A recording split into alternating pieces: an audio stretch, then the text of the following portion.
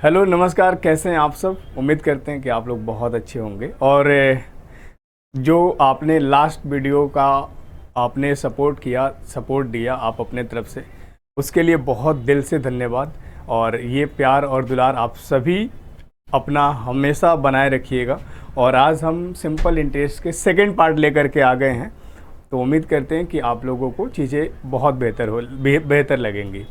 भाई एक बात मैं बता दूं कि सिंपल इंटरेस्ट हो या कोई भी चैप्टर हो, हम जो भी चैप्टर स्टार्ट करेंगे उसको पूरा हर एक टाइप का क्वेश्चन को लेकर के टाइप वाइज चीज़ों को डिस्कस करते हुए आगे बढ़ेंगे। ठीक है, जैसे सिंपल इंटरेस्ट हमने पार्ट 1 में कराया था आपको, तो वहाँ पे बहुत मुश्किल लेवल के क्वेश्चन नहीं कराया था। सेकंड में धीरे धीरे उसके लेवल बढ़ेंगे और हर एक टाइप कोशिश हमारी रहेगी कि हर एक टाइप को मैं कवर अप करते हुए और आपको मैं सारे टाइप के क्वेश्चंस को करा दूं, ताकि आपको यहाँ से एक बार पढ़ने के बाद फिर दोबारा आपको किसी भी टाइप में कोई कन्फ्यूजन ना रह जाए। ठीक है, तो उम्मीद करते हैं कि आप लोग बहुत अच्छे होंगे, स्वस्थ होंगे, मस्त होंगे। और आज हम जुड़ गए हैं एक बार फिर से आप सभी के साथ सिंपल इंटरेस्ट के सेकंड पार्ट के साथ। तो आप देख रहे होंगे जैसा कि सिंपल इंटरेस्ट पार्ट सेकंड लेकर के हमने आया है। एक मिनट भाई, एक मिनट। तो सिंपल इंटरेस्ट पार्ट सेकंड आज हम डिस्कस करने जा रहे हैं। और बहुत सारे लोगों का मैंने कमेंट पढ़ा और देखा, और जब कल क्लास वीडियो जब प्रीमियर चल रहा था तो मैं खुद लाइव में था, मतलब कमेंट सेक्शन में जुड़ा हुआ था और सबको रिप्लाई भी दे रहा था, क्योंकि वो लाइव था नहीं। तो फिर मेरे पास एक ही ऑप्शन था कि वहाँ कमेंट में आपके जो भी प्रॉब्लम्स हो उसका जवाब दें। ठीक है ना, तो प्लीज़ कृपया करके इसको ज़्यादा से ज़्यादा शेयर ज़रूर करें और सपोर्ट करें। बाकी हम स्टार्ट करते हैं पार्ट सेकंड। ठीक है, चलिएगा। तो क्वेश्चन आप सभी के सामने लगाते हैं। पहला क्वेश्चन आप सभी के स्क्रीन पे आ गया, एक बार देखिएगा जरा। एक मिनट मैं हट जाता हूँ। देखो क्वेश्चन ये है कि यदि 5,000 की राशि 3 वर्षों के लिए 15% प्रति वर्ष की साधारण ब्याज की दर पर उधार ली जाती है और 8 वर्ष की एक अन्य राशि 4 वर्षों के लिए 12% प्रति वर्ष के साथ साधारण ब्याज पर उधार ली जाती है, तो भुगतान किए गए ब्याज का सकारात्मक अंतर क्या होगा, ये आपको बताना है।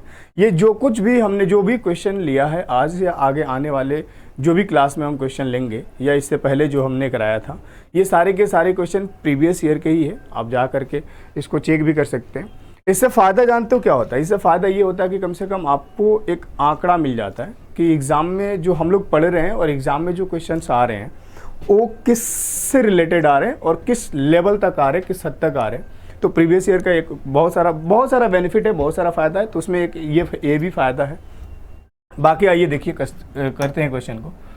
क्वेश्चन मैं लगाऊं तो एक बार ज़रूर ध्यान रखिएगा कि आप पहले स्टॉप करें वीडियो को और फिर इसके बाद देखें और फिर उसको करें खुद से, फिर उसके बाद मैच करें। चलिए आइए देखिए।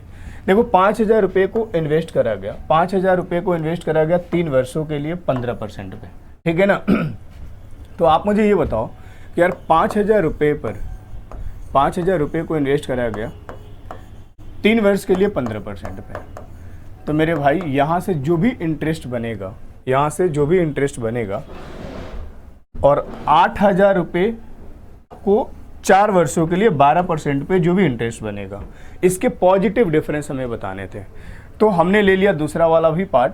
8,000 रुपये को इन्वेस्ट करा गया कितने पे? 4 साल के लिए 12% पे। ठीक है भाई, P into R into T, percent से ये 00 कट जाएगा और यहाँ से सॉल्व करोगे तो 15 या 45 और 45 को 5 से मल्टीप्लाई करोगे तो ये कितना आ जाएगा? 45 पंचे 225, 1 0 और आ जाएगा। तो यहाँ से जो SI बनेगा, सिंपल इंटरेस्ट बनेगा, वो 2,250 होगा। और यहाँ से इसको कट करोगे आप तो ये हो जाएगा आपका कितना? ये हो जाएगा 12 चौक 48 और 48 को 48 को 8 से मल्टीप्लाई कर ले तो ये हो जाएगा 8 चौके 32, 320 और ये हो जाएगा 64। तो ये हो जाएगा तुम्हारा कितना? ये हो जाएगा तुम्हारा 32 और 64, 3840, 3840। ठीक है, अब इसके डिफरेंस चाहिए था तो डिफरेंस इसका निकाल लीजिए भाई। इसमें 3840 3840 में माइनस कर दो 2250, तो जो पॉजिटिव डिफरेंस आएगा वो कितना आएगा 0। यहाँ से 9 में से 14 में से 5 9, और ये बचेगा कितना 7, 7 में से 2 5, और ये आ जाएगा आपका 3 में से 2 1। तो 1590 इस क्वेश्चन का फाइनल आंसर था, और 1590 आपको सेकंड ऑप्शन में दिख रहा होगा। ठीक है, चलिएगा मैं थोड़ा सा स्लो लेके चल रहा हूँ ताकि हर एक बच्चे को समझ में आए। क्वेश्चन नंबर सेकंड मैंने लगा दिया है, इसको ट्राई करिए। और प्लीज़ अगर आप इससे पहले पढ़े भी हैं तो आपके लिए एक बेनिफिट ये भी है कि आपको इसी के माध्यम से अच्छे अच्छे लेवल के क्वेश्चंस पे प्रैक्टिस भी हो जाएगा, और हर एक टाइप एक बार फिर से कवर भी हो जाएगा। ठीक है ना, तो आप सभी के लिए ये इंपॉर्टेंट है। इस क्वेश्चन को करिएगा, question number 2। Ramesh has 18,000 he deposited rupees 7,000 in a bank at the rate of 5% per annum and 6,000 in other bank at the rate of 6% per annum. Simple interest.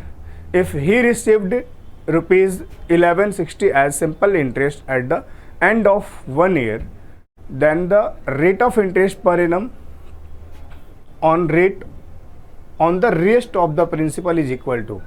मतलब इसका ये है भाई, मतलब इसका ये है कि रमेश ने 18,000 रुपये को क्या करा, इन्वेस्ट करा 3 अलग अलग बैंक में।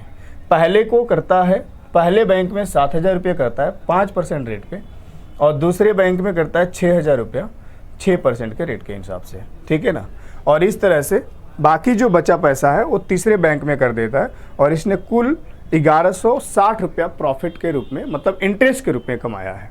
तो बताना ये था कि जो शेष पूंजी पर आपने ब्याज दर लिया है, मतलब रमेश ने लिया है, वो कितना होगा। तो आप मुझे ये बताओ कि 7,000 को अगर आप 5% पे इन्वेस्ट करेंगे, 5% पे, तो यहाँ से कुल ब्याज आपका कितना होगा भाई। 1% इसका कितना होगा 70, तो 5 से मल्टीप्लाई करो, कितना होगा 350। ठीक है बेटा, अब यहाँ से 7,000 के बाद फिर इसने 6,000 रुपये को इन्वेस्ट कर दिया, 6,000 को इन्वेस्ट कर दिया कितने पे, 6% पे। तो 6% पे करा, तो आप मुझे बताओ कि इसका 1% 60 होगा, तो ये 6% कितना होगा 360। मतलब इन दोनों पार्ट से अगर देखा जाए 7,000 और 6,000 पे, तो कुल इसका 1 साल का सालाना ब्याज कितना आ रहा है, कुल अगर जोड़ा जाए तो ये आ जाएगा कितना 710 रुपया। अब आप मुझे ये बताइए कि 710 रुपया का जो ब्याज है मिल रहा है, ये आपको इन दोनों ही पार्ट में मिल रहा है। तो बाकी के जो एक्स्ट्रा ब्याज मिल रहा है ना, वो कुल कहीं ना कहीं इस रेस्ट वाले पार्ट पे होगा, रेस्ट वाले पार्ट पे होगा।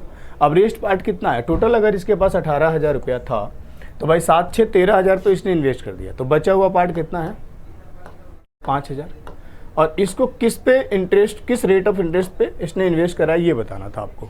ठीक है, तो आप मुझे ये बताओ कि यार 1160 का कुल प्रॉफिट इसको हो रहा है, मतलब इंटरेस्ट इसको कुल 1160 का मिल रहा है। कहाँ गया, हाँ 1160 को मिल रहा है। अब इसमें से 710 रुपया तो आपको इन दोनों पार्ट पे मिल रहा है, तो बाकी जो इंटरेस्ट मिल रहा होगा वो रिमेनिंग पे मिल रहा होगा। निकाल लो, 0, 6 से 1 गया 5, और बाकी 11 से 7 माइनस करोगे कितना 450। तो 450 अगर यहाँ से इंटरेस्ट बन गया तो आप रेट बता दो कितना होगा। फिर रेट के लिए क्या करोगे, रेट निकालने के लिए 1 साल का कुल ब्याज 450 था, प्रिंसिपल कितना 5,000, और इंटू में परसेंटेज के लिए 100, 00 से 00, 0 से 0, 5 से 9, तो 9% इज द करेक्ट आंसर। ये आपका फाइनल आंसर होगा ऑप्शन 3। ठीक है भाई, चलो नोट कर लो और स्क्रीनशॉट ले लो। बाकी हम लगाते हैं दूसरा तीसरा क्वेश्चन, आप सभी के स्क्रीन पे देखिएगा, जल्दी से फटाफट इस क्वेश्चन को करो, इस क्वेश्चन को करो। बड़ा अच्छा सा क्वेश्चन है, और ये टाइप जो है ना भाई, ये परसेंटेज में भी आपको देखने को मिलता है, पॉपुलेशन से रिलेटेड जो क्वेश्चन होता है सिंपल इंटरेस्ट में भी होगा, और ये चीज़ें आपको एलिगेशन मिक्सचर में भी मिलता है। तो ये टाइप एक बार बढ़िया से मैंने आपको, जो भी बच्चे हमसे ऑफलाइन में पढ़े होंगे तो उनको पढ़ाया भी होगा, और जो नए अभी जुड़े हुए उनके लिए भी, आपको अभी सबके लिए जो अभी हम कॉन्सेप्ट बताने जा रहे हैं वो बहुत इंपॉर्टेंट हो, ट्राई करना, पहले ट्राई करो खुद से। चलो मैं बताता हूँ, देखो उम्मीद करते हैं आ गया होगा आंसर, और नहीं आया तो एक बार देख लो, फोकस करो सभी लोग इधर। किरण ने 2 व्यक्तियों को 4,000 रुपये इस प्रकार उधार दी कि इसका एक भाग 8% प्रतिवर्ष की दर से और शेष भाग 10% प्रतिवर्ष की दर से उसने उधार दिया और उसे 352 रुपये का वार्षिक साधारण ब्याज मिला, वार्षिक साधारण ब्याज मिला। तो इसको बताना ये था आपको कि 10% पे इसने कितना पैसा उधार दिया है, 10% पे इसने कितना पैसा उधार दिया था, ये आपको बताना था। तो देखो इस क्वेश्चन को करने का कई सारा तरीका है, कई सारा टेक्निक है, लेकिन मैं आपको यहाँ पे जो टेक्निक सिखाने जा रहा जिसका नाम है क्या, निंजा टेक्निक ना, निंजा टेक्निक, ठीक है, निंजा टेक्निक। अब यहाँ पे देख लेना भाई कैसे लगाओगे यहाँ पे टेक्निक, तो ध्यान से समझना। यहाँ पे सिंपली आपको क्या करना था, एक भाग को 8% पे करा गया इन्वेस्ट और दूसरे को 10% पे करा गया। बहुत ध्यान से समझिएगा, बहुत ध्यान से। एक भाग को 8% पे और दूसरे को 10% पे, और यहाँ से आपने मतलब किरण ने कुल 352 रुपये का कुल ब्याज कमाया, 352 का ब्याज कमाया, ठीक है भाई। तो आप थोड़ा सा एक बात ध्यान से सोचना कि अगर एक पार्ट को 8% पे और दूसरे को 10% पे हमने इन्वेस्ट करा और कुल ब्याज के रूप में 352 रुपया मिला है, तो थोड़ा सा ऐसे सोचो जरा। और प्रिंसिपल कितना था, प्रिंसिपल 4000 था, प्रिंसिपल कितना 4000 था। अब ये बताओ थोड़ा सा ध्यान से समझना कि अगर दोनों ही पार्ट, अब इसमें से एक पार्ट को 8% पे और दूसरे को 10% पे, मैं ये कह रहा हूं कि अगर दोनों ही पार्ट को 8% पे इन्वेस्ट करा गया होता, दोनों ही पार्ट पे 8% उसको इंटरेस्ट के रूप में मिलता, तो आप मुझे एक बात बताइए कि क्या ओवरऑल पूरे 4000 पे भी ये क्या 8% मिलता क्या? नहीं समझे। मैं ये कह रहा था यहाँ पे थोड़ा सा ध्यान से समझना, ठीक है, यहाँ पे ध्यान से समझना, ठीक है सभी को। चलो इधर मैं समझा देता हूँ। वेट, एक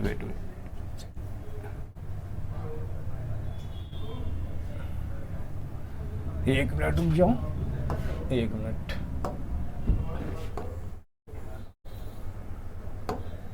चलो भाई मैं तुम्हें समझा देता हूँ, यहाँ पे ऐसे समझो। मैं ये कह रहा था, यहीं पे नीचे समझा देता हूँ, यहाँ पे दिख रहा होगा, हाँ चलो। मैं ये कह रहा था कि मान लो आप दो भाई हो, आप एक दिन में 100 रुपया कमाते हो और आपका भाई एक दिन में 200 रुपया कमाता है, तो कुल मिलाकर के मेरे भाई, आप दोनों भाइयों ने मिलकर के कितना कमा लिया, 300 रुपया कमा लिया। और मैं ये कह रहा था कि अगर इसका पार्ट आप 10% बढ़ा दीजिए, है ना, और इसका भी पार्ट मतलब एक दिन का जो इनकम है इसका वो 10% बढ़ जाए, तो आप मुझे एक बात बताइए कि इसका 10% बढ़ेगा तो इसको कितना मिलेगा, 110, और इसको कितना मिलेगा, 220। तो कुल इसने कितना कमाया होगा, 330। मतलब इन दोनों ने मिलकर के कितना कमाया, 330। तो आप मुझे एक बात बताइए कि कोई प्रिंसिपल 300 से, या मान लो कि कोई वैल्यू 300 से 330 हो जाए, तो इस पर इंटरेस्ट के रूप में कितना मिला है, 30 रुपये। या मान लो इसमें बढ़ा कितना है, अगर मान लो ये प्रिंसिपल है तो इंटरेस्ट ले लो, या फिर मान लो कि अगर 300 की एक वैल्यू अगर 330 हो जाए तो इस कितना बढ़ गया, 30। अगर परसेंटेज वाइज देखा जाए तो क्या ये 10% नहीं बढ़ रहा है? तो वही मैं आपको समझाना चाह रहा था कि अगर पहले पार्ट को भी 10% बढ़ाया गया और दूसरे पार्ट को भी 10% बढ़ाया गया तो ओवरऑल भी 10% बढ़ेगा, ये मैं कहना चाह रहा था। अगर मान लो पहले पार्ट को 10% घटाया गया और दूसरे को 10% घटाया गया तो ओवरऑल भी 10% ही घटेगा, ये मैं बताना चाह रहा था। अब इसका इस्तेमाल हम यहाँ पे करने जा रहे हैं, ध्यान से समझिएगा। अब इसका इस्तेमाल हम यहाँ पे करने जा रहे हैं, इसको हटा दे रहे हैं, स्क्रीनशॉट लेना होगा तो ठीक है। अब यहाँ पे हम इसका इस्तेमाल करने जा रहे हैं, ध्यान से समझना। मैं ये कह रहा हूँ कि आपको करना ये है कि जो इसमें बड़ा वाला पार्ट है ना, इसको 2 पार्ट में ब्रेक कर दो, और पहला पार्ट 8% रखना और बाकी के दूसरा पार्ट जो होगा वो 2% तो हो ही जाएगा। क्योंकि ऐसा इसलिए मैंने बोला क्योंकि देखो 10 को 2 पार्ट में ब्रेक करना होगा ना, तो आप 9-1 में भी कर सकते हैं, 7-3 में भी कर सकते हैं, इस तरीके से और भी वैल्यू में ब्रेक कर सकते हैं। लेकिन मैंने आपको बोला कि आपको बस पहला पार्ट उतना ही रखना है जितना कि यहाँ पे वैल्यू, मतलब पहला पार्ट जितना, पहले पार्ट से जितना इंटरेस्ट मिल रहा होगा। तो मैंने यहाँ पे इस पहले पार्ट को 8 रखा, तो दूसरा यहाँ पे कितना हो जाएगा, 2%। अब ये मुझे बताओ कि अगर दोनों ही पार्ट को 8% पे इन्वेस्ट किया गया होता तो क्या यहाँ से ओवरऑल इस प्रिंसिपल पर 8% नहीं मिलता क्या? और अगर 8% मिलता तो भाई इसको कुल ब्याज के रूप में कितना मिल जाता? 8 चौके 20, 8 चौके 32, 320 रुपया यहाँ पे इंटरेस्ट मिल जाता है। ठीक है भाई, थोड़ा सा माइंड मत करना, ठीक है ना, टंग कई बार फिसल जाता है। तो यहाँ पे आप मुझे ये बताओ कि पहले इसको मिल रहा था 352 कब? जब पहले को 8% पे और दूसरे को 10% पे इन्वेस्ट करा गया था। और इसको 320 कब मिल रहा था? जब दोनों को 8% पे इन्वेस्ट करा गया था। तो आप मुझे ये बताओ कि पहले के तुलना में इसको कितना कम मिल रहा है? तो आप बोलोगे सर 32। तो आप ये मुझे बताओ कि 32 पहले ज़्यादा क्यों मिल रहा था? क्योंकि इस वाले पार्ट को 2% ज़्यादा पे इन्वेस्ट किया गया था। अब ये बताओ कि 2% की वजह से इंटरेस्ट 32 बढ़ रहा था, तो 1% की वजह से, मतलब 1% की वैल्यू कितना आ जाएगा? 16। अगर 1% की वैल्यू 16 है तो 100% की वैल्यू कितना आएगा? 100% बराबर कितना? ये हो जाएगा आपका 1600। और ये जो वैल्यू आपका निकल करके आया 100%, ये किसका वैल्यू होगा? तो ये उसका होगा जो 10% पे इन्वेस्ट किया गया था। क्योंकि देखो ये जो 2% जो आपको एक्स्ट्रा पार्ट दिख रहा है ना कहीं ये किसका पार्ट है? ये 10 का ही होगा। समझ आ रही है बातें? तो यहाँ से ये जो 100% निकल करके आई 1600, ये वैल्यू इसी का निकल के आ रहा होगा। मतलब 10% पे जो इन्वेस्ट की गई राशि थी वो कितनी थी? 1600। और ऑप्शन डी इसका फाइनल आंसर होगा, क्योंकि आपसे पूछा भी 10% पे ही था। ठीक है, चलिएगा जल्दी से स्क्रीनशॉट ले लीजिएगा और अगला क्वेश्चन लगाते हैं स्क्रीन पे। अगला क्वेश्चन आ गया आप सभी के स्क्रीन पे। ये भी क्वेश्चन ट्राई करिएगा, उम्मीद है आप जल्दी से इसको कर लेंगे। ठीक है, अ total rupees 2 lakh is divided into 2 parts for investing in different bank on simple interest। और पहले को इसने क्या कर दिया? 4% पे, ऐसे समझ लो ओवरऑल, और दूसरे को इसने 6% पे इन्वेस्ट किया। ओवरऑल इसको दोनों ही पार्ट से, मतलब पूरा इस प्रिंसिपल पर कुल 4.7% का इंटरेस्ट मिल रहा था। तो बताना ये था आपको कि यहाँ पे इनकी दोनों जो पार्ट है वो किस रूप में होगा, है ना? आपको बताना था क्या?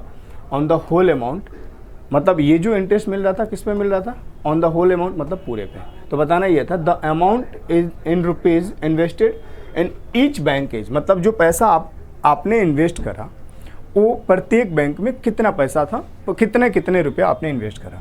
तो देखो ये वाला भी क्वेश्चन इससे पहले जो मैंने टाइप कराया था, या इससे पहले जो क्वेश्चन कराया है अभी जस्ट पहले, ये उसी से मिलता जुलता है। लेकिन यहाँ पे आप उस वाले टेक्निक को इस्तेमाल ना करना। जानते हो क्यों? क्योंकि देखो पहले पार्ट का यहाँ पे इंटरेस्ट रेट दिया हुआ था और दूसरे पार्ट का भी इंटरेस्ट दिया हुआ था, और इन दोनों से ओवरऑल कितना प्राप्त हो रहा है ये भी आपको दिया हुआ था। तो यहाँ पे सबसे बेस्ट और सुटेबल आपके लिए क्या होगा? Allegation method. एलिगेशन मेथड कैसे लगाते हो? देखो जरा, पहले पार्ट पे आपको कुल इंटरेस्ट कितना बन रहा था? 4%। और दूसरे पार्ट पे इसको कुल बन रहा था कितना? 6%। अब ये मुझे बताओ कि ओवरऑल इसको कुल कितना इंटरेस्ट बन रहा था? 4.7। तो आप इतनी सी बात बता दीजिए कि यहाँ पे जब हमें प्रिंसिपल का रेशियो चाहिए होगा तो कैसे निकालते हैं? इन दोनों के बीच का डिफरेंस। और इन दोनों के बीच का डिफरेंस कितना हो जाएगा? तो आप बोलोगे सर ये हो जाएगा, इसमें 3 डाल दोगे तो 5 बन जाएगा, मतलब ये हो जाएगा 1.3। बोलो हाँ या ना? और यहाँ से इन दोनों के बीच का जो डिफरेंस होगा वो कितना होगा? ये हो जाएगा 7.7। अब पॉइंट से पॉइंट ख़त्म, मतलब पहले और दूसरे पार्ट को जो इन्वेस्ट करा गया है वो कहीं ना कहीं किस रेशियो में इन्वेस्ट करा गया होगा? 13 और 7 में। तो टोटल कितना हो जाएगा? 20। और ये 20 एक्चुअल में बराबर किसके था? 2 लाख के। तो ये 20 बराबर है अगर 2 लाख के, तो आप मुझे ये बता दीजिए कि यहाँ से 1 की वैल्यू कितना होगा? 1 बराबर कितना हो जाएगा? 0 से 0 कट जाएगा और 2 से 2 एक बार में, तो ये हो जाएगा 1 की वैल्यू 10,000। और 1 की वैल्यू अगर 10,000 है तो 7 बराबर कितना होगा? 7 बराबर कितना हो जाएगा बताओ? 10 7 70,000। तो इसमें कौन सा ऑप्शन ऐसा है जो 70,000 लेके आया है? तो पहला ही ऑप्शन ऐसा दिख रहा है जिसमें 70,000 आपको दिख रहा है, तो दूसरा निकालने की कोई ज़रूरत नहीं था। वैसे भी आप मल्टीप्लाई करेंगे इसको 7 से तो ये आपको सॉरी 10 से मल्टीप्लाई करोगे तो ये 10 से मल्टीप्लाई करने का मतलब ये बन जाएगा 13 दहा में कितना 130, तो ये 1,30,000 रुपये लेकर के आएगा। मतलब इसका ये है कि दूसरे को 70,000 और पहले बैंक में 1,30,000 रुपये इन्वेस्ट करा गया था। ठीक है, आइए नेक्स्ट क्वेश्चन लगाते हैं। अगला क्वेश्चन स्क्रीनशॉट लेते चलना भाई। अगला क्वेश्चन ये क्वेश्चन करो जरा, ये क्वेश्चन करो, अच्छा क्वेश्चन है, ट्राई करो इस क्वेश्चन को, ट्राई करो इस क्वेश्चन को, ट्राई करें। बताओ, बढ़िया क्वेश्चन है। अब ये रिसेंट 2024 के ही सारे क्वेश्चन है, एक इसमें सारे क्वेश्चन 2024 के एग्जाम में जो क्वेश्चंस पूछे गए हैं वही मैंने उठाया है, और ये भी उन्हीं में से एक क्वेश्चन है। ट्राई करो जल्दी से फटाफट। एक निश्चित राशि साधारण ब्याज राशि का 5वां हिस्सा है। मतलब इसका ये है सिंपल इंटरेस्ट ऑन सर्टेन सम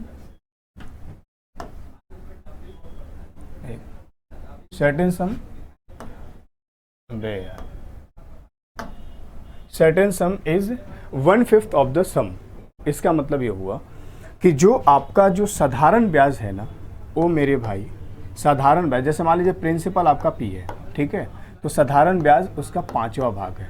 ठीक है, SI जो होगा उसका 5वां भाग होगा। और इसके बाद उसने बोला है of the sum and the interest rate percent per annum, जो ब्याज की जो दर है is 5 times the number of year. मतलब जो R जो होगा, जो रेट ऑफ इंटरेस्ट होगा, वो समय के 5 गुना होगा। तो लल्ला मेरे यहाँ पे आप ऐसे समझ लीजिए कि अगर R बराबर है टाइम के 5 गुना के, तो बेटा यहाँ से T बराबर क्या होगा R/5। इसमें कोई दिक्कत तो नहीं होना चाहिए मेरे ख्याल से। अगर नहीं होना चाहिए तो फिर इस क्वेश्चन को कैसे सॉल्व करोगे? यहाँ से R निकाल लेते हैं, क्योंकि इसके बाद वाला स्टेटमेंट जो है ना, वो ये कह रहा है कि if the rate of interest increase by 10%। अब पहले वाला हमें इंटरेस्ट पता नहीं है, ठीक है ना, तो आप यहाँ से क्या करोगे, सबसे पहले रेट निकाल लो। भाई SI कितना होगा आपको पता है, SI बराबर P into R into T। SI बराबर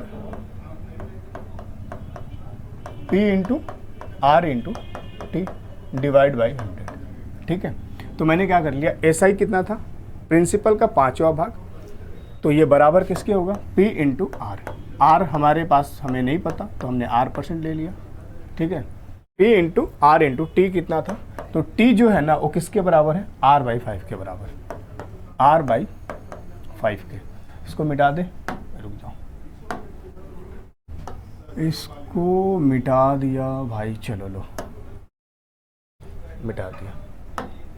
अब देखो जरा, अब इसे सॉल्व करोगे तो P से P कट जाएगा और 5 से 5 कट जाएगा, तो R जो होगा वो कितना होगा, 10% लेके आएगा। बोलो हाँ है ना। अब इसने बोला है भाई R, भाई ये 100 इस तरफ जाएगा, R² बराबर 100, तो कितना हो जाएगा, R की वैल्यू 10। अब इसने बोला है कि अगर रेट ऑफ इंटरेस्ट 3% बढ़ा दिया जाए, तो आप मुझे ये बताइए कि न्यू रेट जो होगा बेटा वो क्या होगा, तो ये हो जाएगा 13%। न्यू रेट कितना होगा सोना, 13%।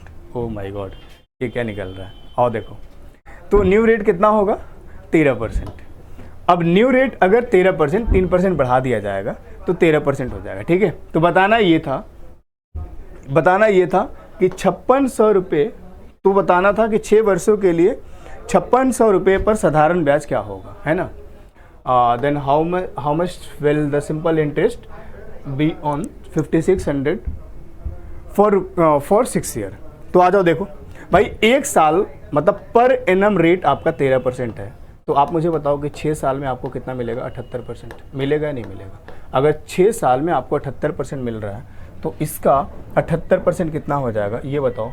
5600 का आप 78% जब निकालोगे तो मेरे भाई इससे ये कट जाएगा, और इसको मल्टीप्लाई करोगे तो फाइनली ये कितना आना चाहिए, इसमें अप्रॉक्सीमेट लगा दिया जाए तो ये हो जाएगा कितना, 7×5 = 35, और ये हो जाएगा तुम्हारा 7×6 = 42, और ये 8×6 = 48। तो मान के चलो कि ये जो भी आएगा वो 4200 से तो ऊपर आएगा, 4300 से भी ऊपर आएगा। और इसमें ऐसा ऑप्शन दिख रहा है कि 4300 से ऊपर एक ही ऑप्शन दिख रहा है, तो फाइनल आंसर इसका ये होगा। बाकी आप एक बार क्रॉस चेक कर लीजिएगा, ठीक है ना।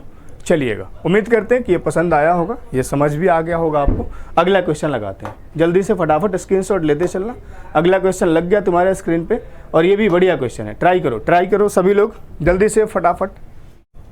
भाई 5,000 रुपये की राशि को 2 भागों में इस प्रकार विभाजित किया जाता है कि 21/5 वर्षों में 20/3% प्रति वर्ष के साधारण ब्याज के दर पर पहले भाग का साधारण ब्याज दूसरे भाग पर 4% इतने वर्ष के लिए साधारण ब्याज का दोगुना है। मतलब पहला वाला जो पार्ट है वो दूसरे का दोगुना है। तो देखो इस चीज़ को ना आप ऐसे भी कर सकते हैं, जैसे ये कहना ये चाह रहा है कि P1 × R1 × T1, पहला निकल गया इंटरेस्ट और दूसरा निकल गया P2 × R2 × T2, ठीक है भाई। अब यहाँ से जो इसके इंटरेस्ट में रेशियो बनेगा ना वो 2:1 का है, पहला दोगुना है दूसरे के, ठीक है भाई। तो यहाँ से जानते हो क्या करोगे, याद होगा आप लोगों को मैंने कई बार कराया है, और नहीं जो आज पहली बार पढ़ रहे हैं उनके लिए एक बात ध्यान रखना कि भाई जब भी तुम्हारा सिंपल इंटरेस्ट दोनों ही पार्ट से सेम मिलता है ना, जब दोनों ही पार्ट से सिंपल इंटरेस्ट सेम मिलता है, तो यहाँ से P1:P2 जो होगा मेरे भाई ये 1/R1 में R1 ×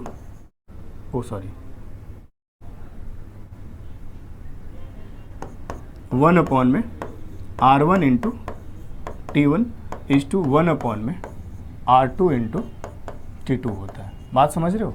अब यहाँ से इस बात को ध्यान रखना, और ये तब ऐसा होगा when simple interest get equal from all part, जब साधारण ब्याज सभी पार्ट का बराबर होगा।